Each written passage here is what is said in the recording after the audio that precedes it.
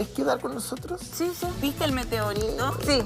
¿Lo viste? Sí. ¿Qué estabas haciendo a la 1 de la mañana despierta? No lo vi por las imágenes. Viendo las estrellas. Lo vi, ¿Viste no. la Viendo imagen? No, a la 1 estrellas. ya estaba Sí, durmiendo. yo también estaba en quinto sueño. Pero probablemente quien estaba muy despierta, atenta a este fenómeno, es Tere Paneque, nuestra amiga astrónoma que tantas Panelista. veces nos clarifica Ya estos panelista. fenómenos, José. Que me encanta. ¿Es doctora o es candidata a doctora? Candidata a doctora en Alemania está la Tere Paneque. Mira, y que se ve como de 15 años, entonces uno dice, ¿cómo tan joven sabe tanto? Bueno, es un poco mayor nomás, pero sabe mucho, estudia desde los 6 meses. ¿Sí o no, Tere? No tanto, pero bueno, un gusto poder estar aquí y hablando sobre este precioso video que está en las redes sociales ardiendo sobre qué es lo que pasó, qué fue lo que no pasó. En verdad este video es algo muy común, es algo extremadamente común. Probablemente sea un meteoro. A mí me da mucha risa porque siempre está esta pequeña distinción entre meteorito o meteoro. ¿Cuál es la diferencia? Es en verdad una sutileza.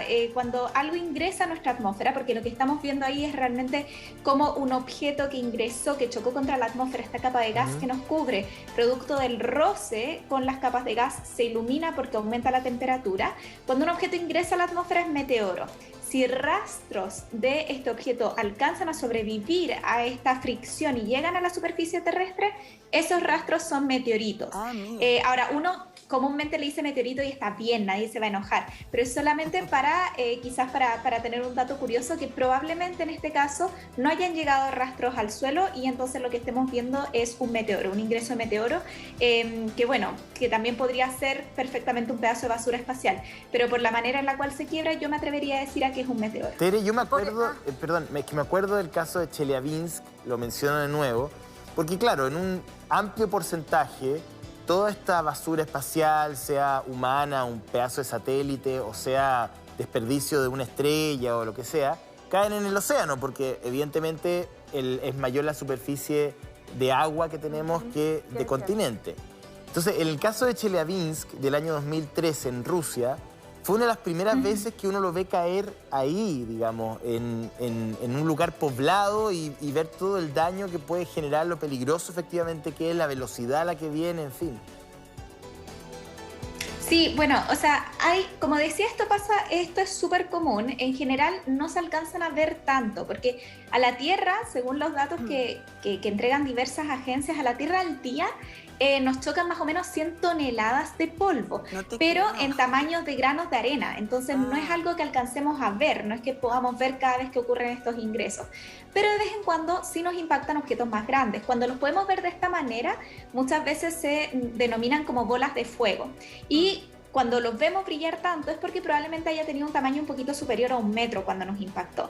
Ahora recordemos también que hace unos meses, chocó o cayó este cohete chino que tenía varios metros el cohete chino, era el cohete. Pero me acuerdo que se estaba tratando de acordar del cohete. Sí, eso era el cohete chino. Cohete chino. Pero aún así no llegaron rastros a la superficie terrestre. O sea, nuestra atmósfera en ese sentido es nuestra mejor protección, que producto del roce logra deshacer y desintegrar estos objetos. Ahora, como mencionaba antes, lo que pasó el 2013 en Rusia es que es un pedazo muy grande de material que ingresa, entonces se fragmenta y además el brillo que se alcanzó también produjo daños oculares, el impacto en el fondo, como las ondas de cuando este objeto se va desintegrando también produjo daños, se rompieron ventanas incluso, pero eso no es común y de hecho día a día las agencias espaciales trabajan para monitorear objetos que puedan ser potencialmente peligrosos y en general cada vez que veamos esas noticias que dicen cómo se acerca un meteorito del tamaño de un edificio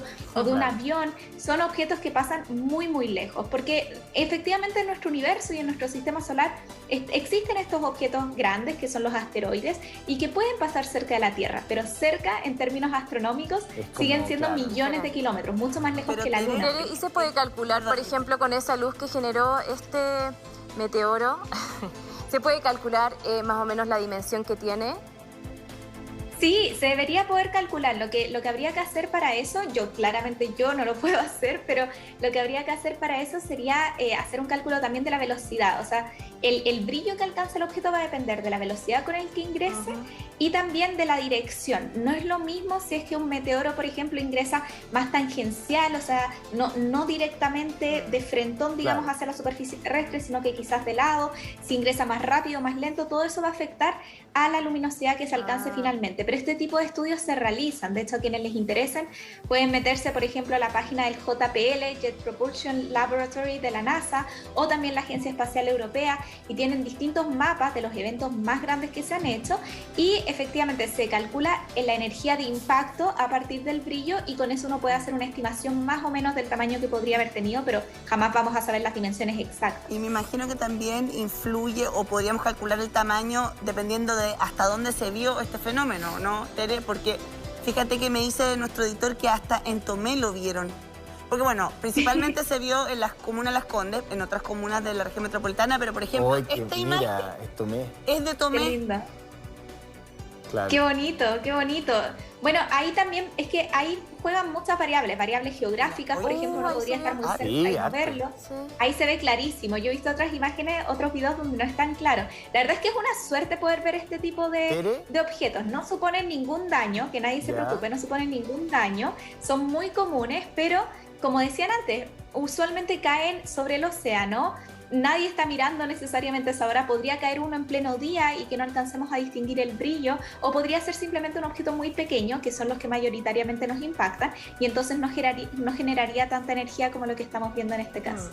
¿Qué diferencia tiene esto con lo que uno llama el cometa? Que también el cometa. Uno ve el cometa...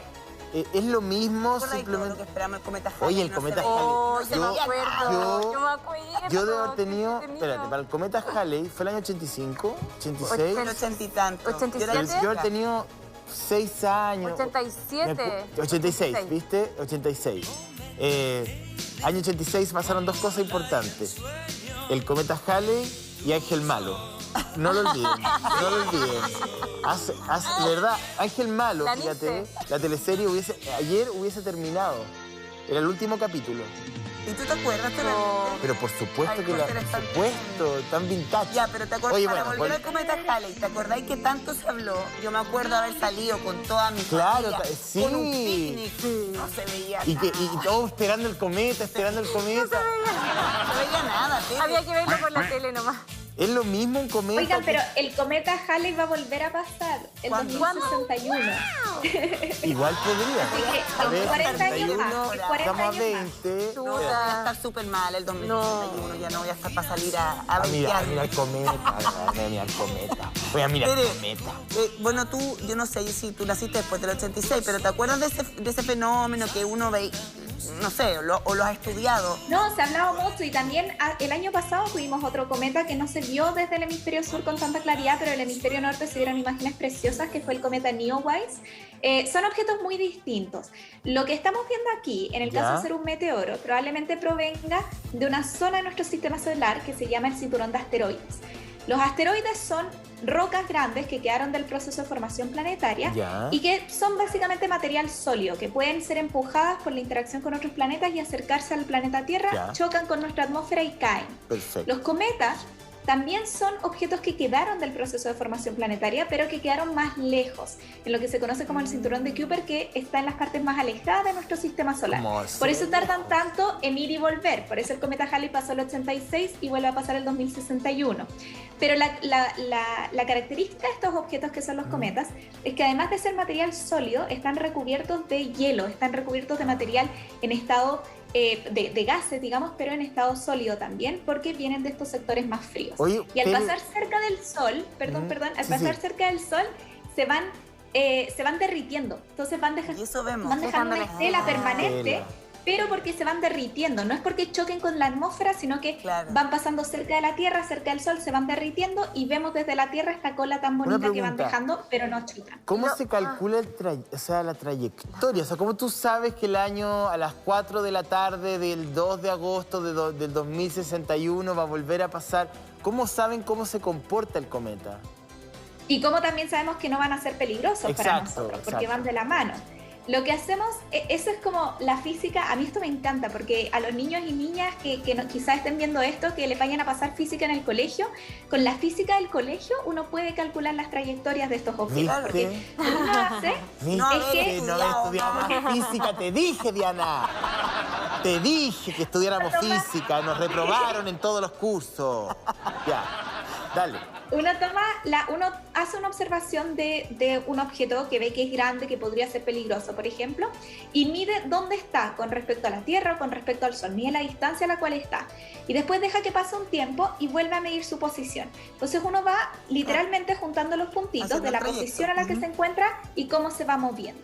Ahora, como todo esto está dentro del sistema solar, el movimiento de estos objetos está determinado por la masa del Sol y, por supuesto, el efecto de los otros planetas, pero principalmente la masa del Sol. Entonces uno puede calcular, según la fuerza gravitacional que ejerce el Sol, qué es lo que va a estar afectando ese cometa, y a partir de la velocidad inicial puedo ir trazando los puntitos y generando órbitas. También en las páginas de las agencias espaciales uno puede ver la trayectoria predicha para estas órbitas, y por eso sabemos cuando se acercan estos objetos tan grandes que van a pasar tan lejos, y por eso estaríamos preparados en caso de que uno de estos objetos nos diéramos cuenta que va a chocar contra la Tierra, lo sabríamos probablemente con años, décadas de anticipación. Tere, y por ejemplo, ¿por qué la Tierra, con la atracción que tiene de gravedad, que mantiene a la Luna, ¿no es cierto?, en esta constante acompañamiento, no es capaz de atraer este tipo de objetos tan grandes? Buena pregunta. Esa es una súper buena pregunta. Esa es una súper buena pregunta. También estudio física, se nota. Sí, estudio de todo. Estudia física. No, lo que pasa, lo que ocurre, bueno, de hecho hace un tiempo hubo como una pequeña noticia que la Tierra había atrapado como una mini luna. Para que un planeta atrape un objeto, ese objeto tiene que pasar dentro de una distancia. Si pasa muy lejos no lo va a alcanzar a atrapar. Hay ciertas distancias en las cuales el campo gravitacional del planeta efectivamente es fuerte. Y lo otro es que no puede ir muy rápido, porque si un objeto va muy rápido, aunque pase cerca, va a seguir su propia va a pasar de largo, trayectoria. digamos, como que no lo va a alcanzar a atrapar. Entonces se tienen que generar muchas condiciones, y en este momento que nuestro sistema solar ya está formado y ya está estable, estos objetos principalmente se encuentran entre Marte y Júpiter, en el cinturón de asteroides que les mencionaba, y cuando son golpeados o son enviados, digamos, a las partes más internas del sistema solar, van a velocidades bastante altas porque son empujados por el efecto de Júpiter. Entonces, digamos que no se dan las condiciones justas para que puedan ser atrapados por la Tierra de manera que se mantengan en una órbita estable, porque eso es lo otro, podrían mantenerse por un ratito, pero no de manera estable como la Luna. Ahora, tú dices, bueno, estos son restos de material que queda del proceso de formación del universo. O basura espacial. Del sistema solar. Ah, del sistema solar. Porque uno piensa que el universo todavía, o sea, no se ha acabado el proceso de formación, digamos. O sea, no sé cómo calificarlo. El universo está en expansión. Está en expansión permanentemente. Nuestro universo está en expansión permanentemente, pero yo diría que cuando hablamos de formación siempre lo tenemos que ver en escalas más chiquititas. Y justo es lo que yo estudio formación de planetas. En galaxias como la nuestra, la Vía Láctea, que son estas, si uno piensa en la Vía Láctea, uno en general podría pensar como en un disco con muchas estrellas que tiene unos brazos espirales. Las galaxias como la nuestra tienen formación estelar activa. Eso quiere decir que tienen los materiales y las condiciones para estar constantemente formando estrellas. Entonces, más que ver el universo, tenemos que llevarlo a la escala más local, las estrellas. ¿Y qué pasa cuando se forman estrellas? Las estrellas se forman de polvo y gas. Y todo ese material que forma la estrella no cae de repente a formar una estrella, sino que se queda dando vueltas, y en torno a la estrella que nace, este material va acumulándose y formando los planetas. Pero tampoco todo el material cae en los planetas. Entonces quedan, por supuesto, restos de polvo y de gas, o de polvo con gas alrededor, como en los cometas, que forman estos pequeños bultitos de material que después pasan a ser los asteroides, los cometas, y que estudiándolos, además, eso es lo bonito de nuestro sistema solar, que cuando estudiamos, por ejemplo, los meteoritos que alcanzan a llegar a la superficie terrestre, podemos estudiar cuáles fueron los materiales de los cuales se formó nuestro sistema solar, de los cuales se formó nuestro planeta, y entender cuáles eran los ingredientes de los cuales logramos formar planetas donde, por ejemplo, tenemos vida, como en el planeta Tierra. Sabéis que yo estoy leyendo un libro para niños de astronomía con mi hijo, y lo que más impacta, yo me acuerdo de esa sensación cuando uno era chico, es entender que lo que tú ves en el cielo pasó hace mucho tiempo. Sí, porque... Es como una radiografía del pasado, porque tú ves esta estrella que probablemente está muerta y tiene que ver con los tiempos, obviamente con las distancias, y eso es maravilloso. Yo me acuerdo que le explico eso a mi hijo, que se lo expliqué bien más o menos, y como que se le abrió la mente, se le abrió la cabeza. Yo me imagino, Tere, además, bueno, tú, ¿estoy mal o tú escribiste un libro para niños también? Sí, lo tengo acá y es justo sobre lo que estamos hablando. Así que por eso me sabía la fecha del cometa Halley. Conexión. Muéstranos el libro. Sincronía, la sincronía. Sí, no, El universo según Carlota, que es mi libro, mi bebé, que salió hace un mes y que de hecho le ha ido súper bien, habla justamente sobre esto, habla sobre qué son las estrellas fugaces, qué son los meteoritos, qué son los asteroides, los cometas, y por eso me sabía todos estos datos del cometa Halley y de los distintos lugares del universo, porque justamente lo que estuvimos escribiendo. Carlota es una niña que inicialmente no le gusta la ciencia, después se da cuenta que la ciencia es solamente hacerse preguntas y descubrir, y empieza a cuestionarse un poco lo mismo que hemos estado hablando hoy día. ¿Qué es esto que veo en el cielo cuando veo lluvias de estrellas fugaces? ¿Podrían ser peligrosas o no? Uno dice meteorito y piensa en la extinción de los dinosaurios. ¿Por qué, por ejemplo, esto que estamos viendo acá no supone un peligro, pero para los dinosaurios sí lo fue? Y todo eso lo va aprendiendo, y bueno, este libro está catalogado para niños y niñas de 9 a 12. Lo han leído más pequeños, lo han leído más grandes, padres y madres también se han entretenido mucho leyéndolo con sus hijos, así que sí, tengo mi primer libro para niños y niñas. Bueno, primero, felicitaciones. Y además la contribución que hace la ciencia al proceso de formación, digamos, de los niños, que es tan importante, ¿no? Porque la ciencia es muy atractiva, como decía la Diana, para los más chiquititos, y desde ahí se genera una conexión súper especial con tratar de entender el entorno. La ciencia, más que responder, me gusta lo que dijo la Tere, es hacerse preguntas, que es desarrollar pensamiento crítico al final, ¿no? Y tratar de buscar respuestas, y es algo que nunca termina. Quería preguntarte, porque yo me hago preguntas como la Diana y como la Michelle, si este fenómeno es único, es decir, ya cayó este meteorito o meteoro, o podría ser parte de un fenómeno mayor que veamos dentro de los próximos días, digamos. No, este fenómeno en particular es bastante único, es un objeto muy grande. Digo, podría pasar como podría no pasar. Quiero insistir en que aquí esto es bastante aleatorio, donde es que caen estos objetos más grandes que no suponen peligro. Pero la gente podría confundirse, podría haber confusión en general, porque justamente entre estas fechas estamos pasando por dos lluvias de estrellas bastante importantes.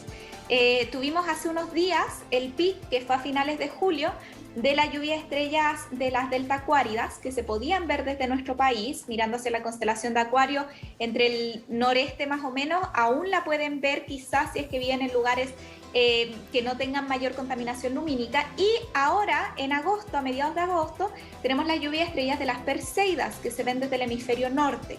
Entonces esto lo menciono porque podría haber confusión pensando que este objeto tiene algo que ver con estas lluvias de estrellas, no que realmente...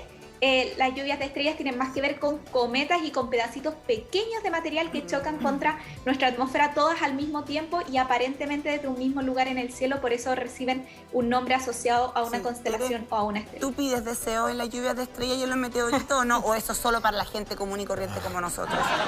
Yo por supuesto que pediría un deseo. Yo creo que aquí nadie... Es como...